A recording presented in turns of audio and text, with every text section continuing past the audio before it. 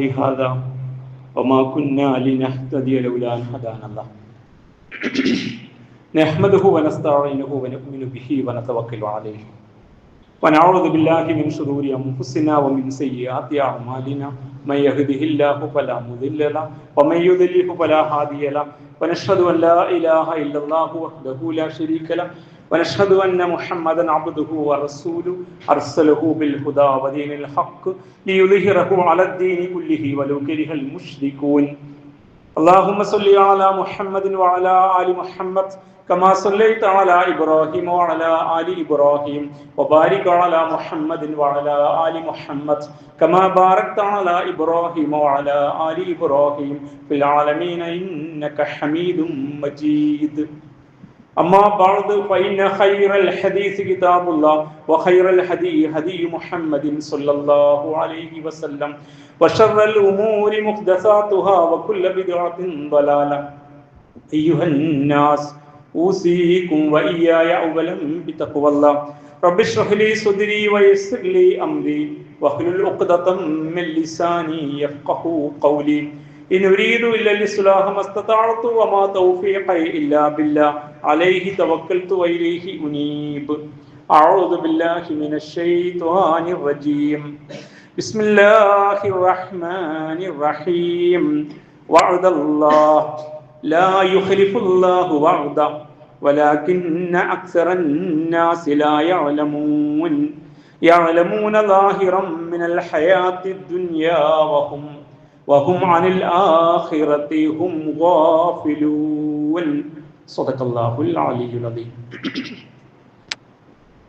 ബഹുമാന്യരായ സത്യവിശ്വാസികളെ, വിശ്വാസികളെ, റബ്ബ് സുബ്ഹാനഹു വ തആലയുടെ കൽപ്പനകൾ ജീവിതത്തിലുടനീളം പാലിച്ചുകൊണ്ട് അവൻ്റെ വിധി വിലക്കുകൾ സൂക്ഷിച്ച് ജീവിക്കണമെന്ന് ആദ്യമായി എന്നോടും തുടർന്ന് എൻ്റെ സഹോദരന്മാരോടും ഉപദേശിക്കുന്നു.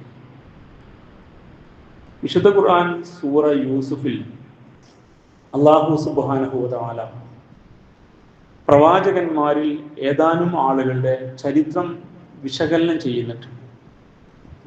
അങ്ങനെ ആ ചരിത്ര ആഖ്യായികൾക്ക് ശേഷം അഥവാ ചരിത്ര അവതരണത്തിന് ശേഷം ആ സൂറയിലെ 111 സൂക്തത്തിലൂടെ അള്ളാഹു ഇങ്ങനെ പഠിപ്പിക്കുന്നു: ലഖദ് കാന ഫീ ഖസസിഹിം ഇബ്റ, അവരുടെ ഈ ചരിത്രത്തിൽ നിങ്ങൾക്ക് നല്ല ഗുണപാഠമുണ്ട്.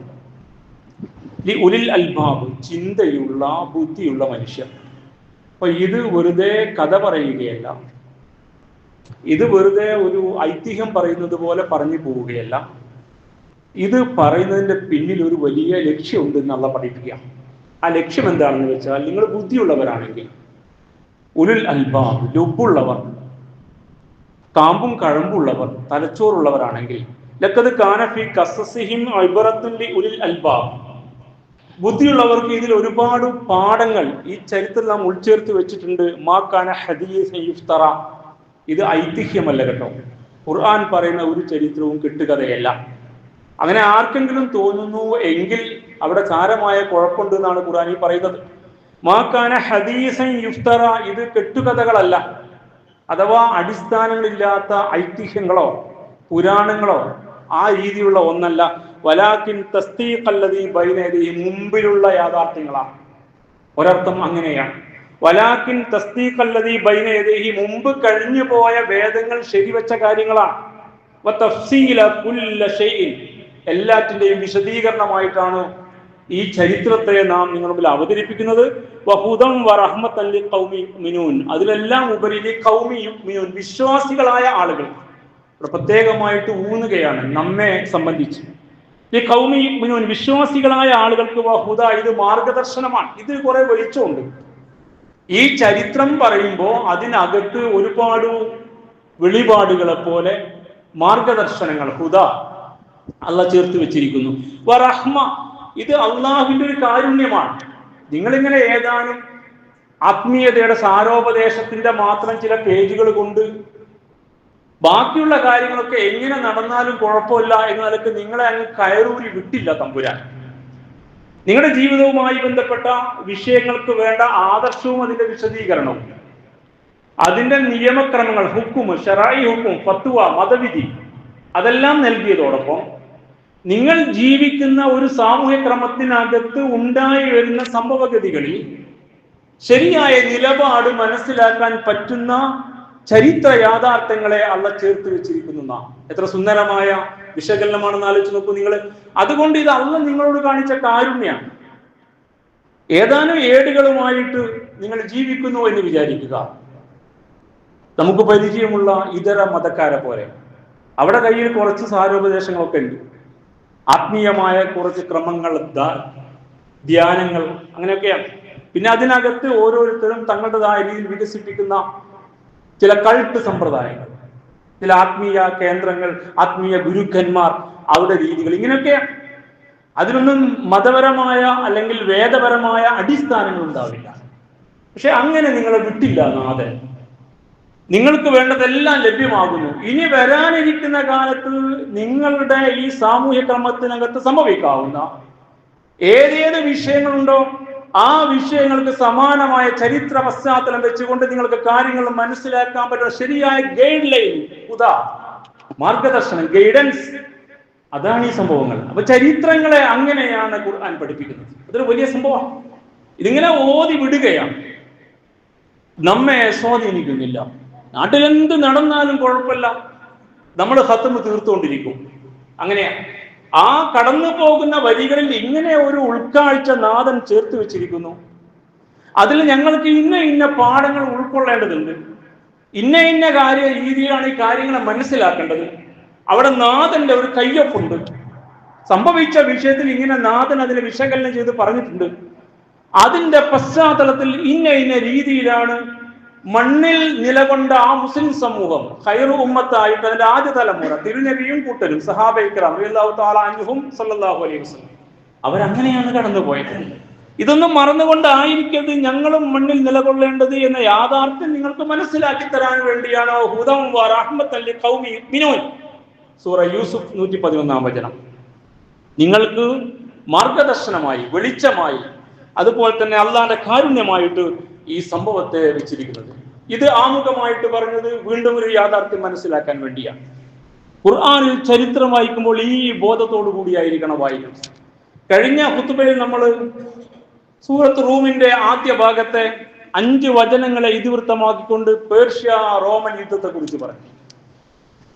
അതിൽ അല്ലാഹു സുബ്ഹാനഹു വ തആല വലിയൊരു പാഠം ഉൾച്ചേർത്ത് വെച്ചിരിക്കുന്ന യാഥാർത്ഥ്യവും നമ്മുടെ പരിമിതിക്കകത്ത് നിന്നുകൊണ്ട് സമയത്തെ പരിഗണിച്ച് പറഞ്ഞു. ഇസ്ലാമുമായൊരു പുലബന്ധം പോലും ഇല്ലാത്ത വിഗ്രഹ ആരാധകരായ, അഗ്നി ആരാധകരായ പേർഷ്യ, മതപരമായി എന്തോ ഒരു ബന്ധം മാത്രമുള്ളതാണ് ഇസ്ലാമിന്റെ തൗഹീദിന് ഘടകവിരുദ്ധമായ ക്രൈസ്തവർ റോം, 1000 കിലോമീറ്റർ ഇപ്പുറത്ത് ജീവിക്കുന്ന മക്കയിലെ മുസ്ലിമീങ്ങൾ.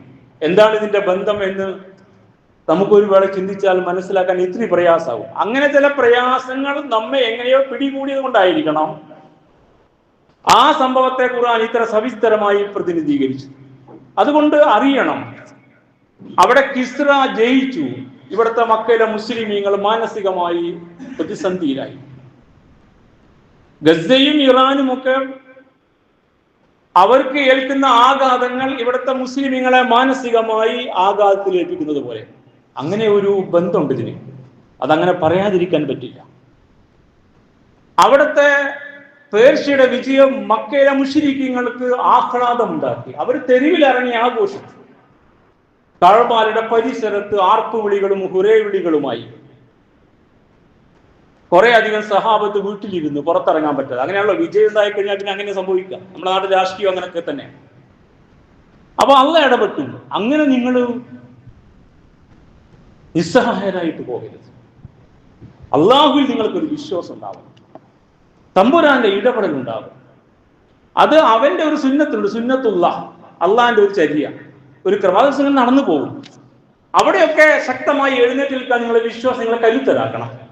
അതുകൊണ്ട് നിങ്ങൾ ടെൻഷൻ ആവണ്ട. ഏതാനും വർഷങ്ങൾക്കുള്ളിൽ റോമ ജയിക്കും. വിശ്വാസികളായി നിങ്ങൾ അന്ന് സന്തോഷം കൊണ്ട് ഇതുപോലെ ആഘോഷിക്കും, നിങ്ങളും ആഹ്ലാദിക്കും എന്ന് അള്ളാഹു അവർക്ക് പറഞ്ഞു കൊടുത്തു. തമ്പുരാന്റെ സഹായത്തോടെ സംഭവിക്കുന്നു. അപ്പൊ ക്രൈസ്തവ റോമിന്റെ വിജയത്തെ മുസ്ലിം സമൂഹത്തിന് ആഘോഷിക്കാൻ അവസരമാക്കി മാറ്റും. ബിനസ്രില്ല, അള്ളാന്റെ സഹായത്തോടെയാണ് സംഭവിക്കുക. അള്ളാന്റെ സഹായത്തോടെ, റോമിന്റെ കഴിവ് കൊണ്ടല്ല. യൻസുറുമയ്യഷ, അള്ളാഹ് ഉദ്ദേശിക്കുന്നവരെ അവന് സഹായിക്കും, വിജയിപ്പിക്കും. വഹുവൽ അസീസുർ റഹീം, ഉഗ്രപ്രതാപിയായ നാഥൻ അങ്ങനെയാണ്. അവനാകട്ടെ അത്യുദാരനും കരുണാവാരിധിയുമാണ് എന്ന് വിശ്വാസികളെ പഠിപ്പിച്ചു.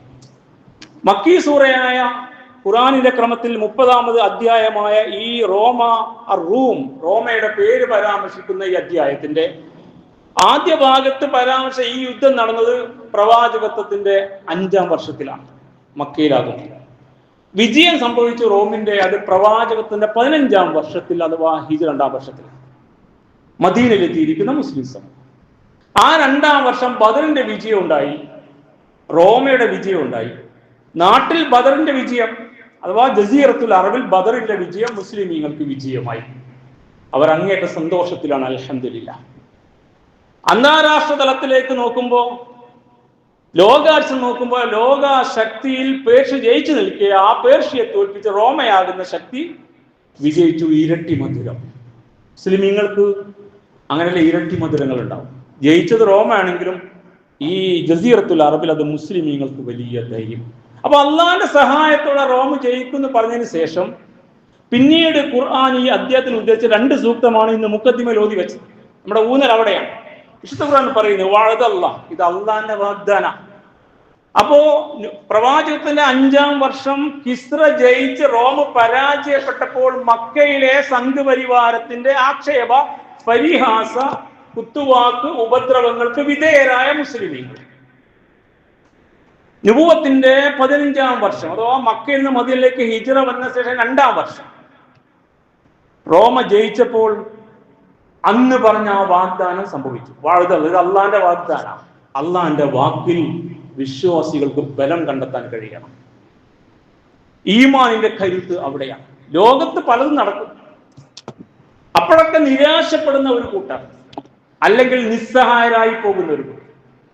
നിരാശപ്പെടുന്നവർ ഇത് നോക്കിയിട്ട് കാര്യമില്ല, ഇതൊക്കെ വെറും വർത്താനങ്ങളാണ്, നമ്മൾ നമ്മളെ കാര്യം നോക്കി നടന്നാൽ കുഴപ്പമില്ല, അതിൻ്റെയൊക്കെ പിറകെ പോയിട്ട് കാര്യമൊന്നുമില്ല, നമുക്ക് വല്ലതും 4 കാശുണ്ടാക്കാൻ പറ്റുമെങ്കിൽ പറ്റുന്നവരുടെ കൂടെ കൂടിയേക്കാം എന്നൊക്കെ വിചാരിച്ച് സംഘപരിവാരത്തിന്റെ കൂടെ വരെ കൂടുന്ന പ്രവണതയിലേക്ക് മാറി വരുന്ന ഇന്ത്യൻ അവസ്ഥയെ നമ്മൾ ശരിക്കും പഠിക്കണം. അപ്പൊ മനസ്സിലാവും ഈമാൻ നിസ്കാരത്തിലല്ല, അത് ചില ശീലങ്ങളാണ്. രാവിലെ എഴുന്നേറ്റ് കട്ടൻ ചായ കുടിക്കൽ ശീലമായതുപോലെ, ബാത്റൂമിൽ പോകൽ ശീലമായതുപോലെ നമ്മുടെ സമൂഹത്തിൽ നിസ്കാരവും ശീലമായി പോയി. അതിവന്റെ ജീവിതത്തെ സ്വാധീനിക്കുന്നില്ല, വിശ്വാസത്തെ സ്വാധീനിക്കില്ല, നിലപാടിനെ സ്വാധീനിക്കുന്നില്ല, ഇവനെ കരുത്തനാക്കുന്നില്ല ഈ നമസ്കാരം. അപ്പൊ ഖുർആൻ പാരായണം വേദപാരായണ ശീലം പോലെ, അല്ലെങ്കിൽ രാമായണ മാസത്തിൽ അത് മുഴുവൻ വായിച്ചു തീർക്കുന്ന ശീലത്തെ പോലെ, റമദാൻ മാസം മുഴുവൻ വായിച്ചു തീർക്കുന്ന ശീലം പോലെ, ഇങ്ങനെയൊക്കെ ചില ശീലങ്ങളാണ്. ശീലങ്ങൾ ചില സമുദായങ്ങളുടെ അടയാളങ്ങളാണ്. അപ്പോ സാമുദായികതയെ അടയാളപ്പെടുത്തുന്ന ആരാധന അർപ്പിക്കുന്ന സ്ഥലം, വേദം, വേദസൂക്തികളുടെ പാരായണം, വേഷഭൂഷാദികൾ, ഇങ്ങനെയൊക്കെ ഒതുങ്ങിപ്പോയി മതം. അങ്ങനെയല്ല ഇസ്ലാമിക ദർശനം. അതുകൊണ്ടാണ് മതം എന്ന പ്രയോഗം പോലും ഇസ്ലാം ദീന് ശരിയാവാത്തത്. അപ്പൊ ആ ഒരു അടിസ്ഥാനത്തിൽ നിങ്ങൾ അള്ളാഹുവിന്റെ വാഗ്ദാനത്തിൽ വിശ്വാസം ഉണ്ടാവണം. ഒരു മുസ്ലിം സമൂഹത്തെ അല്ല പഠിപ്പിക്കുക. അന്ന് റോം ജയിക്കുന്നു പറഞ്ഞപ്പോ കിസ്ര ജയിച്ചു നിൽക്കെ ഈ ലോകത്തെ 2 വൻ ശക്തികൾ, ലോകത്തിൽ നിൽക്കുന്ന 2 വൻ ശക്തികൾ, കിസ്രയും കൈസറും, പേർഷ്യയും റോമും, അതുമായി ബന്ധപ്പെട്ട ഈ പ്രവചനം തിരുനബി പറയുമ്പോൾ അവിടുത്തെ ആളുകൾക്ക് ഉൾക്കൊള്ളാൻ പറ്റിയില്ല. മുസ്ലിം സമുദായത്തിൽ ചിലർക്ക് ഉൾക്കൊള്ളാൻ പറ്റിയില്ല. അബൂബക്കർ സിദ്ദീഖ് റളിയല്ലാഹു ഉൾക്കൊണ്ട കാര്യം ഞാൻ കഴിഞ്ഞ ഖുതുബയിൽ പറഞ്ഞിരുന്നു. അദ്ദേഹത്തിന് വലിയ ഈമാനായി.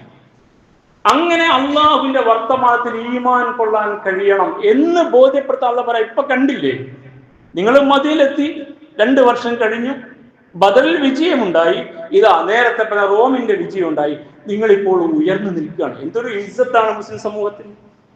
മക്ക അപ്പാടെ തകർന്നു പോയില്ലേ ബദറിൽ? അവരുടെ പരാജയം, അവരിൽ പ്രഗത്ഭരായ കുറെ പേർ ബന്ദികളായി മാറി. ബന്ദികളെ മോചിപ്പിച്ചെടുക്കാൻ വലിയ തുക അവർ ഒടുക്കേണ്ടി വന്നു. അങ്ങനെ അവരുടെ കയ്യിൽ പൈസ തീർന്നു പോയി. അതുകൊണ്ട് മുഴുവൻ ബന്ദികളെയും മോചിപ്പിച്ച് കൊണ്ടുപോകാൻ പറ്റിയില്ല. ബാക്കിയുള്ളവർ ഇവിടെ കിടക്കുക മദീനയിൽ. അപ്പോൾ റസൂലുള്ളാഹി സഹാബത്തുമായി ആലോചിച്ച് തീരുമാനം പറഞ്ഞു, നമ്മളെ കുട്ടികളെ അവർ അക്ഷരം പഠിപ്പിക്കട്ടെ എന്നാ.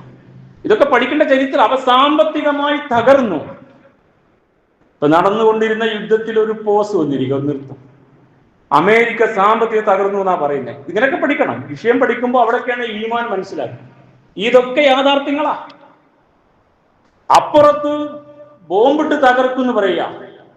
എല്ലാവരും അകത്ത് കയറിക്കോണം, ട്രെയിനിൽ യാത്ര നടത്തരുത്, റെയിൽവേ സ്റ്റേഷനിൽ വരരുത്, എയർപോർട്ടിൽ വരരുത്, പാലൊക്കെ തകർത്ത് കളയുന്ന. അപ്പൊ ജനങ്ങളെല്ലാവരും കൂടി ഇറങ്ങി പാലത്തുമ്മ കയറി നിൽക്കുന്നു, ട്രെയിനിൽ കയറുന്നു, റെയിലിൽ പോയിക്കുന്നു. മരണത്തെ ഭയക്കാത്ത ഒരു കൂട്ടർ ലോകാത്ഭുതത്തോടെ കണ്ടുകൊണ്ടിരിക്കുക.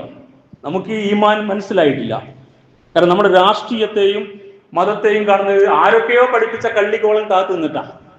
അതിനപ്പോൾ സ്വതന്ത്രമായി ഇസ്ലാം പഠിപ്പിച്ചൊരു വിശാലതയിൽ നമുക്ക് ലോകത്തെ മനുഷ്യരെ കാണാൻ കഴിഞ്ഞില്ല. അതുകൊണ്ട് ഇറാൻ ജയിക്കുന്നു എന്ന് പറയാൻ നമുക്ക് ഭയങ്കര വൈശ്യം. കാരണം ഇറാൻ നമ്മുടെ ഇറാൻ അല്ല എന്നാ. അത് വേറൊരു വിഷയമാണ് കേട്ടോ. ശരിക്കും പഠിക്കേണ്ട വിഷയമാണ്, പഠിച്ച് നിലപാട് സ്വീകരിക്കേണ്ട വിഷയമാണ്, അല്ലെങ്കിൽ പെട്ടുപോകും നമ്മൾ. അപ്പൊ അത് വേറെ ഒരു സംഗതി ആയതുകൊണ്ട് അതിന്റെ മഹത്വം നമുക്ക് കണ്ടില്ലെന്ന് വെക്കണം. അതുകൊണ്ട് നമുക്ക് നീണ്ടു കിടക്കുന്ന 1.5 കിലോമീറ്റർ നീളം വരുന്ന പാലത്തിന്മേൽ ഒരു ജനസമൂഹം ഒന്നടങ്ക ആ പാലത്തിൽ കയറി നിൽക്കുന്ന കാഴ്ച കണ്ട് അത്ഭുതം തോന്നിയില്ല. കാരണം നമ്മുടെ മനസ്സിന് ഷട്ടിട്ട് കഴിയും. എല്ലാവരും അകത്ത് കയറുന്ന പറയുമ്പോൾ പുറത്തിറങ്ങുന്ന ഒരു ജനത. അപ്പുറത്ത് ബങ്കറിൽ ഇരിക്കുക, ദിവസങ്ങളായി, മാസങ്ങൾ, 40 ദിവസം ബങ്കറിൽ കടന്നിട്ട് ശ്വാസം മുട്ടി മാനസിക രോഗിയായി ഭ്രാന്തന്മാരായി മാറി ഇസ്രായേൽ. അത് കാണാൻ നമുക്ക് കണ്ണില്ല. വിശ്വാസത്തിന്റെ കരുത്ത് അങ്ങനെയാണ്.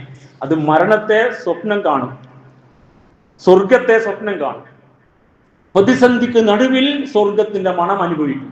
അങ്ങനെയാണ് വിശ്വാസികൾ. ബീഹുൽ ജന്ന, ഞാൻ സ്വർഗത്തിന്റെ മണം അനുഭവിക്കുന്നു എന്ന് മരണത്തെ മുമ്പിൽ കാണുമ്പോൾ, ശത്രു മുമ്പിൽ നിൽക്കുമ്പോൾ പറയാൻ കഴിയുന്ന വിശ്വാസത്തെ നമ്മൾ മനസ്സിലാക്കിയിട്ട് ചരിത്രത്തിൽ. അപ്പൊ അവിധം അള്ളാഹുവിന്റെ വാഗ്ദാനമാണ്. അത് സംഭവിച്ചു. ഇപ്പൊ ഇത് അള്ളാഹുവിന്റെ വാഗ്ദാനമാണ് സംഭവിച്ചിരിക്കുന്നത് കേട്ടോ. വാഴ്തല്ല, അള്ളാഹുവിന്റെ വാഗ്ദാനമാണ്. ലാ യുഖ്ലിഫുല്ലാഹു വഅദ. ഇത് നമ്മളോട് കൂടിയാണ് കേട്ടോ. അള്ളാഹുവിന്റെ വാഗ്ദാനം ലംഘിക്കൂല. അള്ളാഹ് വിജയിപ്പിക്കും. തമ്പുരാന്റെ കയ്യിലാണ് കാര്യങ്ങൾ. ഈ കാണുന്ന ബഹളങ്ങൾക്ക് അപ്പുറത്തൊരു യാഥാർത്ഥ്യമുണ്ട് കേട്ടോ. ഇതിനെല്ലാം പിന്നിൽ ഒരു നാഥനുണ്ട്. അവന്റെ നിയന്ത്രണത്തിലാണ് കാര്യങ്ങൾ നടക്കുന്നത് എന്ന യാഥാർത്ഥ്യം നമുക്ക് നല്ല ബോധ്യമുണ്ടെങ്കിൽ ആകാശത്തേക്ക് വിരൽ ചൂണ്ടാൻ നമുക്ക് പറ്റും. ലാ യുഖ്ലിഫുല്ലാഹു വഅദ. അള്ളാഹു തന്റെ വാഗ്ദാനം ലംഘിക്കുകയില്ല. വലാകിന്ന അക്സറൻ നാസി ലാ യഅലമൂൻ. അള്ളാഹ് തന്നെ പറയാം, മനുഷ്യൻ ഇങ്ങനെയാണ്. ആരെ കുറിച്ചാണ് ഈ പറയുന്നത്? നമ്മളെ കുറിച്ചാണ്. ഇത് അപ്പുറത്തെ വേദക്കാരന് ഇത് ബാധകാവില്ല. കാരണം അവൻ ഇത് വായിച്ചിട്ടില്ല, അവർ അനുഭവിച്ചിട്ടില്ല.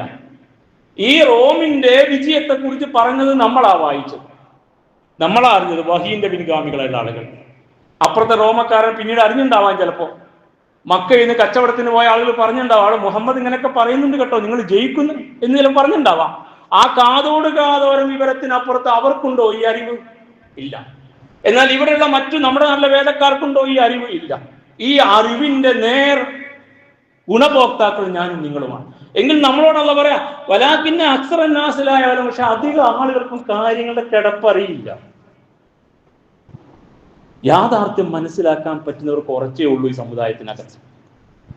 അതുകൊണ്ടാണ് നമ്മൾ ബാധിക്കുന്ന വിഷയമല്ല എന്ന നിലക്ക് സുഖമായിട്ട് അങ്ങനെ ജീവിക്കുക. ഇന്ത്യൻ അവസ്ഥയിൽ ഇസ്ലാം വിദ്വേഷത്തിന്റെ വെറുപ്പിന്റെ സകല മൂർത്തിമൽ ഭാവങ്ങളും ഉറഞ്ഞാടിയിട്ട് നേരത്തെ തെരഞ്ഞെടുപ്പ് നടത്തും. ഇനി നടക്കാനിരിക്കുന്നിടത്തൊക്കെ ലക്ഷക്കണക്കിന് മുസൽമാന്മാരെ വെട്ടി രണ്ടാംകിട പൗരന്മാരായി സ്വമേധയാ മാറുന്ന അവസ്ഥയിലേക്ക്, ക്രമേണ പൗരത്വരഹിതരായി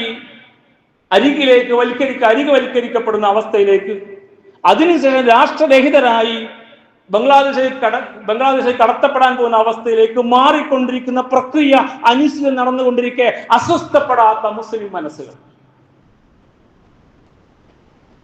അത്തരം മനസ്സിലൂടെ ഖുർആനി പറഞ്ഞത്, ലോകത്ത് നടക്കുന്ന കാര്യങ്ങൾ അറിയാതെ നിങ്ങൾ അങ്ങനെ നിസ്കരിച്ച് നോമ്പ് നോറ്റ് മുന്നോട്ട് പോയാൽ നിങ്ങൾ അങ്ങ് കടന്നു കയറാൻ സാധ്യതയില്ല എന്ന് പച്ചക്ക് പറയാ. ഇതിന്റെ നേർ മലയാളം അങ്ങനെയാണ്.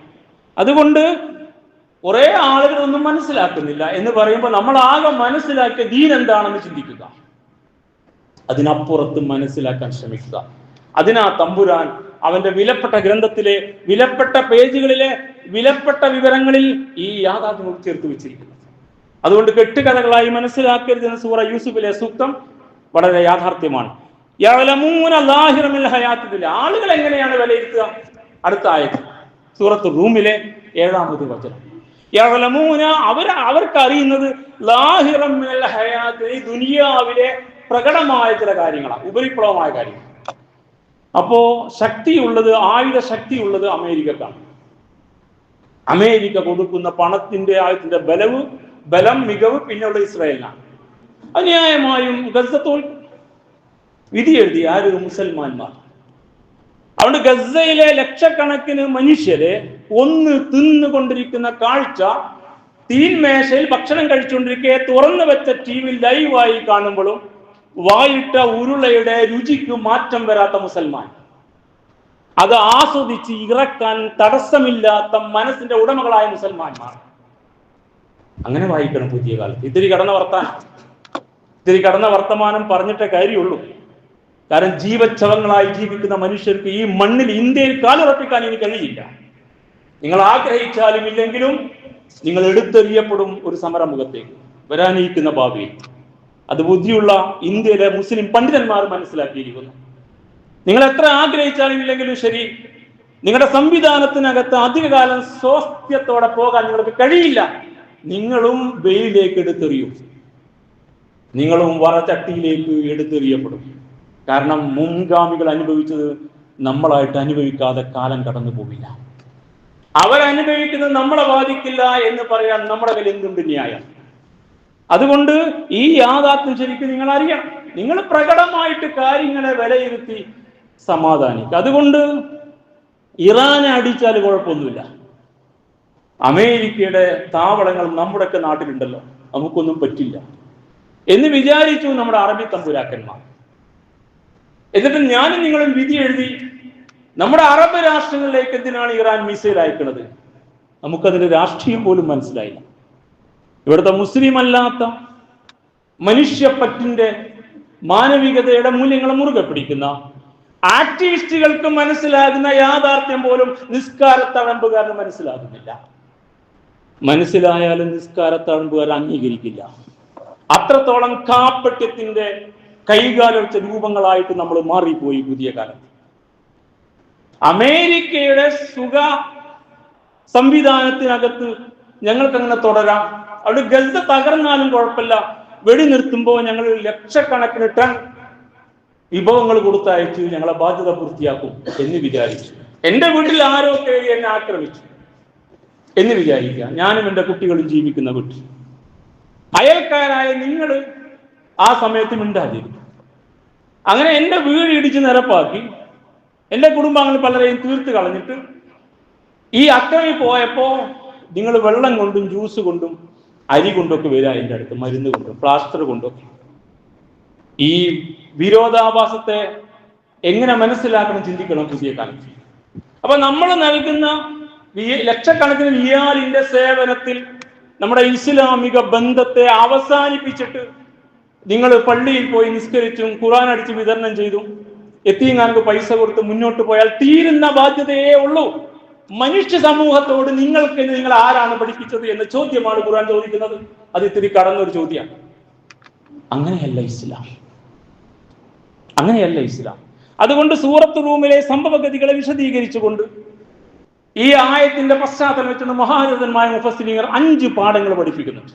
ഇന്നത്തെ നമ്മുടെ ഖുത്ബയുടെ ഇതിവൃത്തം 5 പാഠങ്ങൾ. എന്നാണ് സൂറത്ത് റൂമിലെ പേർഷ്യ റോമൻ യുദ്ധവുമായി ബന്ധപ്പെട്ട വിശകലനത്തിലൂടെ അള്ളാഹു മനുഷ്യരെ പഠിപ്പിക്കുന്ന പാഠം ശരിക്ക് പഠിപ്പിക്കുക. നിങ്ങൾ ഭൗതിക ലോകത്തെ ഈ കണക്ക് കൂട്ടൽ പ്രകടമായിട്ട് കണക്ക് കൂട്ടുകയാണ്. പക്ഷെ വഹുമനിൽ ആഖിറത്തിഹും ഗാഫിലൂൻ, പരലോകത്ത് ഇതുമായി ബന്ധപ്പെട്ട അള്ളാഹുവിന്റെ ഇടപെടലിന്റെ യഥാർത്ഥ പാഠങ്ങളെ കുറിച്ച് നിങ്ങൾ അശ്രദ്ധരാണ്. അള്ളാഹ് എന്താ കണ്ടു നിങ്ങൾ മനസ്സിലാക്കുന്നില്ല. ആൾക്കാർ കണക്കൂട്ടുന്ന പോലെയൊക്കെ നിങ്ങളും കണക്കൂട്ടുക. അങ്ങനെ കണക്കൂട്ടിയാൽ പോരാ, നിങ്ങൾക്ക് വിഷയത്തിന്റെ മർമ്മം അറിയാൻ പറ്റണം. കാരണം നിങ്ങൾ മുഅ്മിനീങ്ങളാണ്, നിങ്ങൾ വിശ്വാസികളാണ്. അതുകൊണ്ട് ഈ ആയത്തിനെ വിശദീകരിച്ച് മുഫസ്സിരീങ്ങൾ പറയുന്നു, അദൃശ്യകാര്യങ്ങളുടെ വിശ്വാസവും ഖുർആന്റെ സത്യസന്ധതയുമാണ് ഈ ആയത്ത് പഠിപ്പിക്കുന്നത്. അദൃശ്യകാര്യ വിശ്വാസം, അല്ലാഹ് ഗാലിബുൽ ഗൈബി വശഹാദ, ദൃശ്യവും അദൃശ്യവും അറിഞ്ഞ തമ്പുരാനുണ്ട് കേട്ടോ. അവനാണ് ഞങ്ങളുടെ നാഥൻ, അവന്റെ കയ്യിലാണ് കാര്യങ്ങൾ. അവന്റെ ആദർശത്തിന്റെ കൂടെ അതിന്റെ തനിമ ഉൾക്കൊണ്ടുകൊണ്ടാണ് ഞങ്ങൾ നിലകൊള്ളേണ്ടത്. അപ്പോൾ നാഥന്റെ പിന്തുണ ഞങ്ങൾക്ക് കിട്ടും എന്ന് ഉറച്ച് വിശ്വസിക്കാൻ നമുക്ക് പറ്റണം. ഖുർആന്റെ സത്യങ്ങൾക്ക് തെളിവാണ് ഈ സംഭവം എന്നാണ്. കാരണം റോമ ജയിക്കുന്ന അന്ന് പറഞ്ഞാൽ എല്ലാവരും ചിരിക്കും. ഗസ ജയിക്കും, ഇറാൻ ജയിക്കും എന്നൊക്കെ പറഞ്ഞാൽ ചിരിക്കുന്ന പോലെ. കാരണം അതിന്റെ മർമ്മം മനസ്സിലാവില്ല. പക്ഷെ നമുക്ക് മനസ്സിലായി ഇത് യാഥാർത്ഥ്യമായി. റോമ ജയിച്ചു. ഖുർആന്റെ സത്യസന്ധത, ഖുർആന്റെ തസ്ദീഖ്, അതാണ് സിദ്ഖ്. വിശുദ്ധ ഖുർആന്റെ ആ സിദ്ഖ്, അൽ ഈമാനു ബിൽ ഗൈബിയാത്തി വസിദ്ഖുൽ ഖുർആനിൽ കരീം. അങ്ങനെയാണ് മുഫസ്സിർ അതിൽ അറബി ഭാഷയിൽ എഴുതിയത്. അദൃശ്യ കാര്യങ്ങളുടെ വിശ്വാസവും വിശുദ്ധ ഖുർആന്റെ സത്യസന്ധതയുമാണ് ഈ ആയത്തിലൂടെ നമുക്ക് മനസ്സിലാക്കി തരാൻ കഴിയുന്നത്. പ്രതിസന്ധികളിൽ ഖുർആന്റെ വാഗ്ദാനങ്ങളിൽ നമുക്ക് നല്ല വിശ്വാസം ഉണ്ടാകണം. പ്രതിസന്ധികളിൽ ഖുർആന്റെ വാഗ്ദാനം വിശ്വസിക്കാനുള്ള കരുത്തുണ്ടാകണം. ഹസ്ബി അല്ലാഹ്. ഇബ്രാഹിം നബി അലൈഹി സ്വലാത്തു വസ്സലാം തീകുണ്ടത്തിന് മുമ്പിൽ നിൽക്കുമ്പോൾ ഹസ്ബി അല്ലാഹ് വനിഅമൽ വകീൽ, എനിക്ക് അല്ലാഹ് മതി. ബരമേൽപ്പിക്കാൻ ഇത്ര നന്നായി യോജിച്ച ഒരു അഭയകേന്ദ്രം വേറെ ആരുണ്ട്? ഹസ്ബുനല്ലാഹു വനിഅമൽ വകീൽ. സൂറ ആൽ ഇംറാൻ 173-ാം വചനം. വിശ്വാസികൾക്കെതിരെ സകല ശക്തിയുമായി പാഞ്ഞടുക്കുന്ന ജനവിഭാഗത്തെ കുറിച്ച് ആളുകൾ മുന്നറിയിപ്പ് കൊടുത്തപ്പോ അവര് പറഞ്ഞു, വഖാലു ഹസ്ബുനല്ലാഹു വനിഅമൽ വകീൽ, ഞങ്ങൾക്ക് അല്ലാഹ് മതി. ധരമേൽപ്പിക്കാൻ ഇത്ര പറ്റിയ വേറെ ഒരു കേന്ദ്രം ഏതുണ്ട് എന്ന് വിശുദ്ധ ഖുർആൻ സൂറ ആൽ ഇംറാൻ. ഹസ്ബി അല്ലാഹ് ഇന്ന മഅയ റബ്ബി സയഹ്ദീൻ. മൂസാ നബി അലൈഹി സ്വലാത്തു വസ്സലാം കടൽ കടക്കാൻ നിൽക്കുമ്പോൾ ഫിറഔനും കൂട്ടരും പിന്നാലെ വന്നു. മുമ്പിൽ കടൽ, പിന്നിൽ പൈശാചിക കൂട്ടം. അങ്ങനെ കടലിനും ശൈത്താനും മധ്യേ മൂസാ നബി അനുചരന്മാരും. വന്ന ആളുകൾ പറഞ്ഞു, ഇന്നാല മുദ്റകൂൻ, നമ്മൾ പിടിക്കപ്പെട്ട തന്നെ, എന്തിനു പോന്നു? നമുക്ക് അവിടെ അങ്ങ് ജീവിച്ചാൽ മതിയായിരുന്നു. രണ്ടാം കിട പൗരന്മാരാണെങ്കിൽ അങ്ങനെ, പൗരത്വം ഇല്ലാത്തവരാണെങ്കിൽ അങ്ങനെ, ചീപ്പസ്റ്റ് ലേബേഴ്സ് അത് കൂലി കിട്ടിയെങ്കിൽ കിട്ടി, കിട്ടിയില്ലെങ്കിൽ അങ്ങനെ, പെൺമക്കളെയും ഭാര്യമാരെയും ബലാത്കാരം ചെയ്ത് നോക്കി നിൽക്കേണ്ടുന്നെങ്കിൽ അങ്ങനെ അങ്ങ് ജീവിക്കാം. നാണം കെട്ട വർഗം. അവരെത്ര മുസ്ലിം സമുദായം അന്നത്തെ ആലോചിച്ച് നോക്കൂ നിങ്ങൾ. ഇസ്ലാമിന്റെ അല്ലാത്ത ഘട്ടത്തിൽ പോലും സ്വന്തം പെൺമക്കളെയും ഭാര്യമാരെയും മുമ്പിൽ വെച്ച് ബലാത്കാരം ശ്രമിക്കുന്നവർക്കെതിരെ പോരാടി മരിച്ച ചരിത്രമുണ്ടെങ്കിൽ, രജപുത്ര ചരിത്രം ഉൾപ്പെടെ പറയപ്പെടുന്ന പലതും ഇവിടെ ഉണ്ടല്ലോ.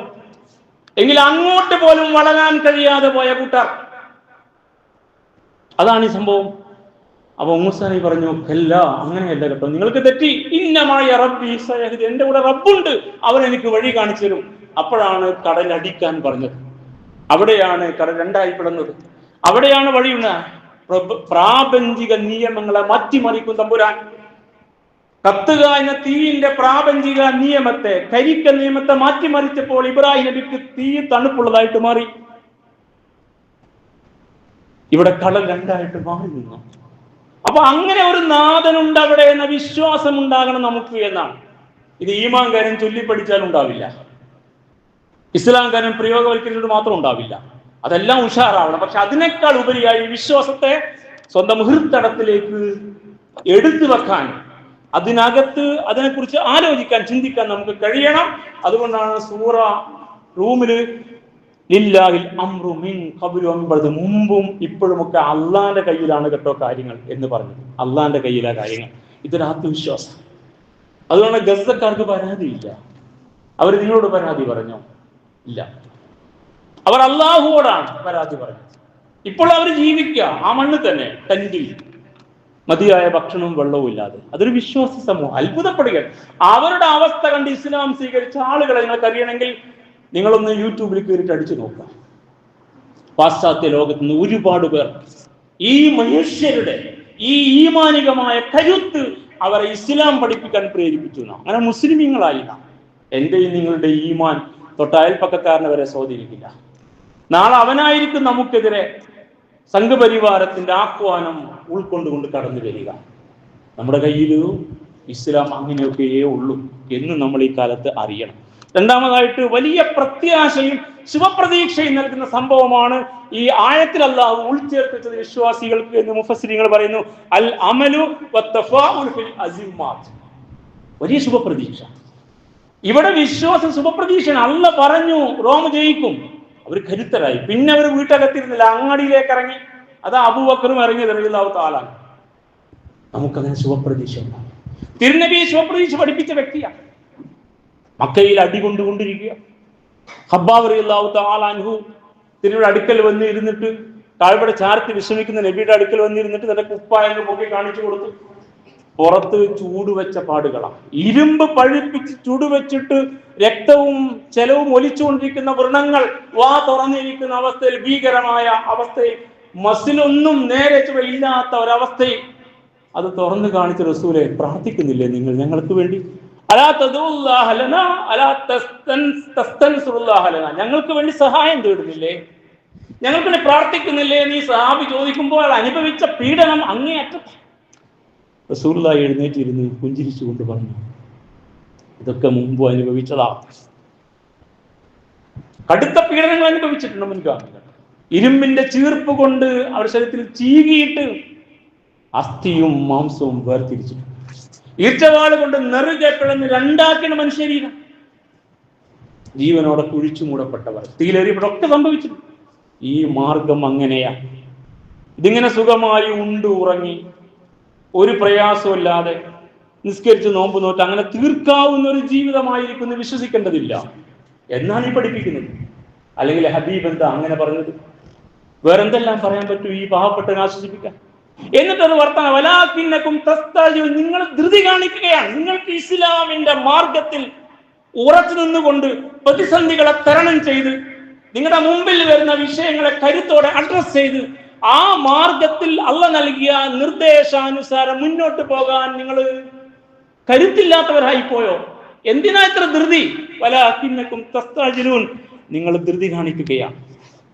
റസൂലുള്ളാഹി പറഞ്ഞ വർത്താനം.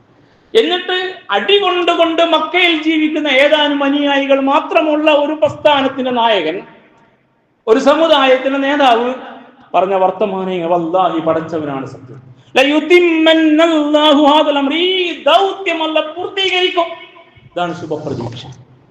ഇതേ ജയിക്കും, ഇതേ വളരും, ഇതേ നിലനിൽക്കും എന്ന കുറച്ച് ഈമാൻ അന്ന് പഠിപ്പിച്ചു തുടങ്ങിയിട്ടുണ്ട്. ഇതിവിടെ നിലനിൽക്കും.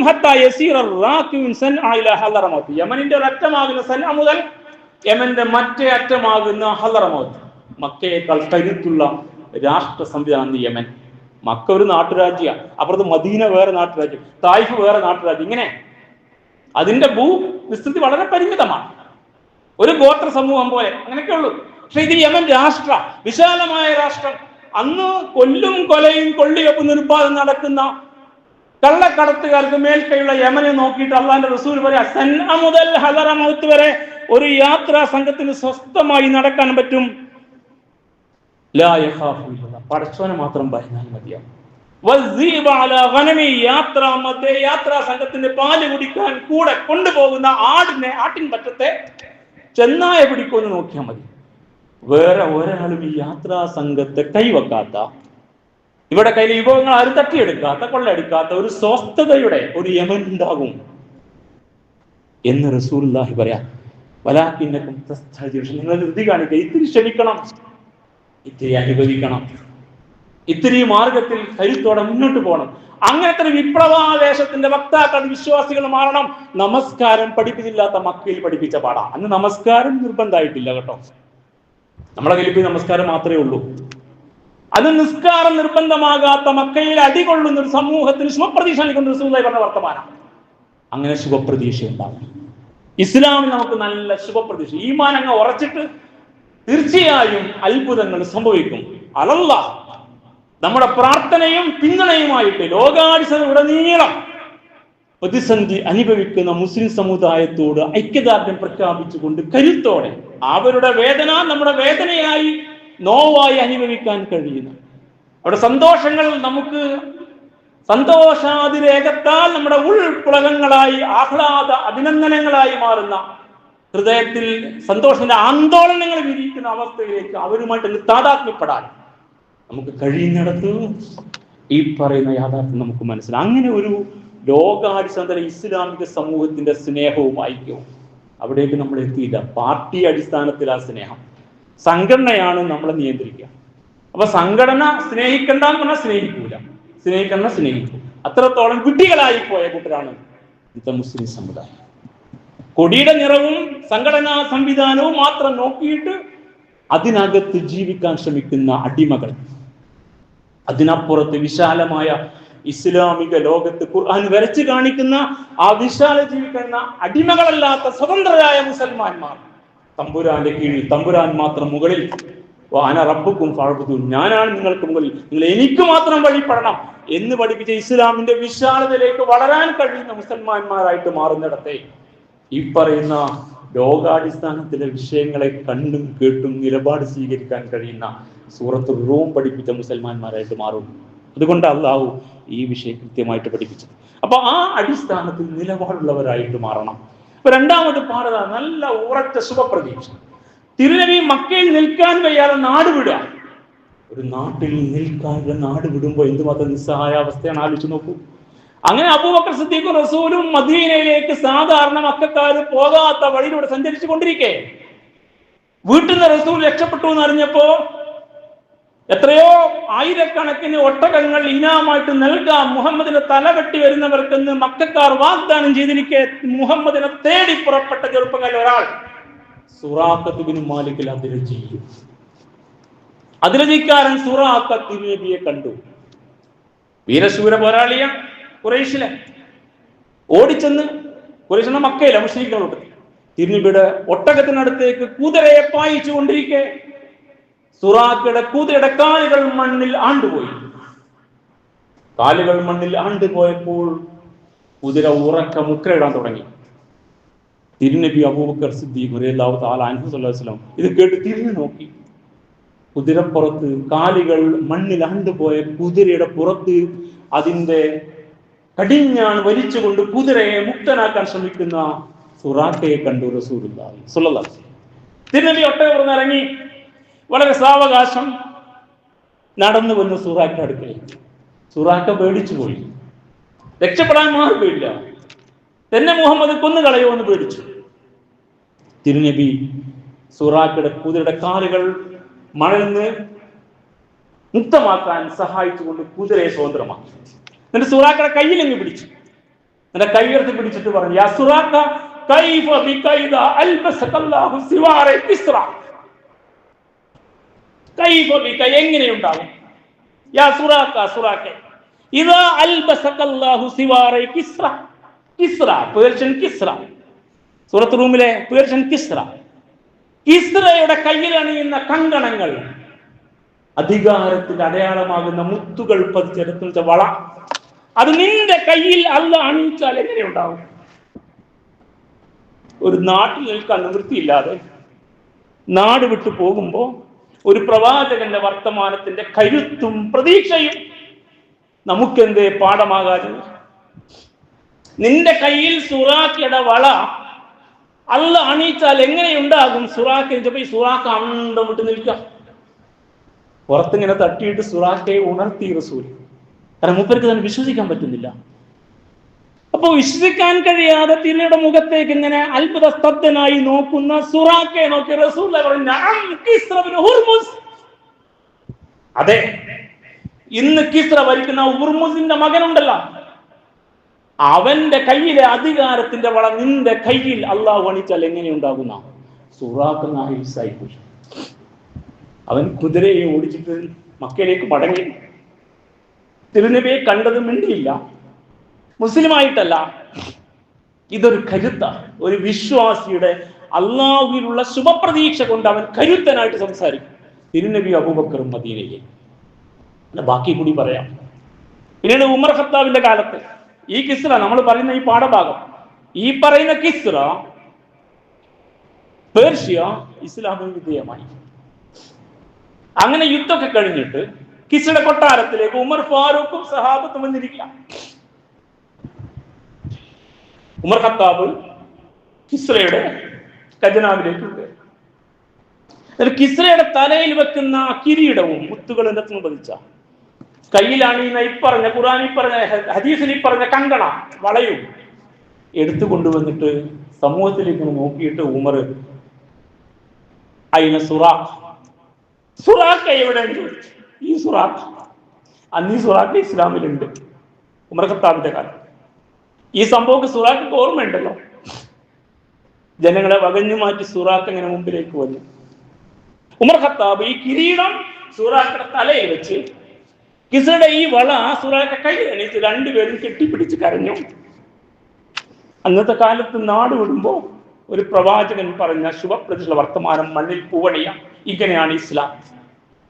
അവിടെ നിരാശക്ക് സ്ഥാനമില്ല കൂട്ടരെ, അവിടെ പ്രതീക്ഷക്കാണ് സ്ഥാനം. അവിടെ അശക്തരാവില്ല, കരുത്തരാവുകയാണ് മുസൽമാന്മാർ. അവിടെ കൂടെ അള്ളയുണ്ട്, ഈ വേദമുണ്ട്, ഈ ഗ്രന്ഥമുണ്ട്. അതാണ് ഇസ്ലാമിന്റെ കരുത്ത്. ഈ കരുത്തിൽ കുരുത്തവർക്ക് മാത്രമേ ഇസ്സത്തോടെ മണ്ണിൽ ജീവിക്കാൻ കഴിയൂ എന്ന പാഠം നമ്മൾ പഠിക്കണം. അതുകൊണ്ടാണ് സൂറത്ത് റൂം. ഇതാണ് ഈ അധ്യായത്തിന്റെ രണ്ടാമത് പണ്ഡിതന്മാർ പഠിപ്പിച്ച പാഠഭാഗം. ബാക്കി ഇൻഷാ അല്ലാഹ് അടുത്ത ഖുത്ബയിൽ കരുത്തോടെ വിശുദ്ധ ഖുർആന്റെ പാഠങ്ങളെ ഉൾക്കൊണ്ടുകൊണ്ട് ചരിത്ര വിശകലനത്തിലെ ഉൾക്കാഴ്ചകളെ സ്വായത്തമാക്കിയെടുത്ത് ഉറച്ച ഈമാനോടുകൂടി അനന്നൽ മുസ്ലിമിൻ അൽ മുസൽമാനാണെന്ന് പറഞ്ഞ് മണ്ണിൽ ജീവിക്കാൻ അള്ളാഹു നമുക്ക് ഉദവി നൽകി അനുഗ്രഹിക്കുമാറാവട്ടെ. അഖൂലു ഖൗലി ഹാദാ വസ്തഗ്ഫിറുല്ലാഹ ലീ വലക്കും വസ്തഗ്ഫിറൂഹു ഇന്നഹു അൽ ഗഫൂറുർ റഹീം വദ്ഉഹു ഇന്നഹു അൽ ബർറുൽ കരീം.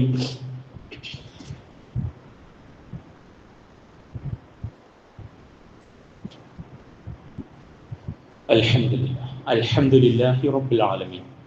അല്ലാഹുമ്മ സ്വല്ലി വസല്ലിം അലാ അബ്ദിക വറസൂലിക മുഹമ്മദിൽ അമീൻ വഅലാ ആലിഹി വസ്ഹബിഹി അജ്മഈൻ. അയ്യുഹന്നാസു ഉസീകും സാനിയം ബിത്തഖ്വ യാ അയ്യുഹല്ലദീന ആമനു തഖുല്ലാഹ ഹഖ തുഖാതി വലാ തമൂതുന്ന ഇല്ലാ വഅൻതും മുസ്ലിമൂൻ. ബഹുമാന്യരായ സഹോദരന്മാരെ, സഹോദരിമാരെ, അല്ലാഹുവിന്റെ കൽപ്പനകൾ പാലിച്ച് ജീവിക്കണമെന്ന് ഒരിക്കൽ കൂടി ഉണർത്തുകയാണ്. അല്ലാഹു സുബ്ഹാനഹു വ തആല അവന്റെ ഇഷ്ടദാസന്മാരിൽ ദാസിമാരിൽ നാം ഉൾപ്പെടുത്തുമാറാവട്ടെ. നമ്മിൽ നിന്ന് വന്നു ഭവിച്ച തെറ്റുകുറ്റങ്ങൾ അല്ലാഹു നമുക്ക് വിട്ടുപുറത്ത് മാപ്പാക്കി തരുമാറാവട്ടെ. നമ്മിൽ നിന്ന് മരിച്ചുപോയവർക്ക് അല്ലാഹു മഗ്ഫിറത്തും മർഹമത്തും നൽകുമാറാവട്ടെ. നമ്മുടെ രോഗികൾക്ക് നാഥൻ ശിഫയും ശമനം നൽകി അനുഗ്രഹിക്കുമാറാവട്ടെ. നമ്മുടെ നാശം കൊതിക്കുന്നവരുടെ നാശം അല്ലാഹു ഉറപ്പുവരുത്തുമാറാവട്ടെ. റബ്ബനാ ആതിനാ ഫിദ്ദുനിയ ഹസന വഫിൽ ആഖിറതി ഹസനതൻ വഖിനാ അദാബന്നാർ. അല്ലാഹുമ്മ ഗ്ഫിറിൽ മുഅ്മിനീന വൽ മുഅ്മിനാത്ത് വൽ മുസ്ലിമീന വൽ മുസ്ലിമാത്ത് അൽ അഹ്യാഇ മിൻഹും വൽ അംവാത് ഇന്നക മുജീബുദ് ദഅവാതി യാ ഖാദിയൽ ഹജാത്. അല്ലാഹുമ്മ അഇസ്സൽ ഇസ്ലാമ വൽ മുസ്ലിമീൻ വഅദിൽ അശ്ശിർക വൽ മുശ്രികീൻ. അല്ലാഹുമ്മ അജിർനാ മിനൻ നാർ. അല്ലാഹുമ്മ അജിർനാ മിനൻ നാർ. അല്ലാഹുമ്മ അജിർനാ മിനൻ നാർ. റബ്ബനാ ഗ്ഫിർ ലനാ വലി ഇഖ്വാനിന الذين سبقونا بالإيمان ولا تجعل في قلوبنا غلا للذين آمنوا ربنا إنك رؤوف رحيم.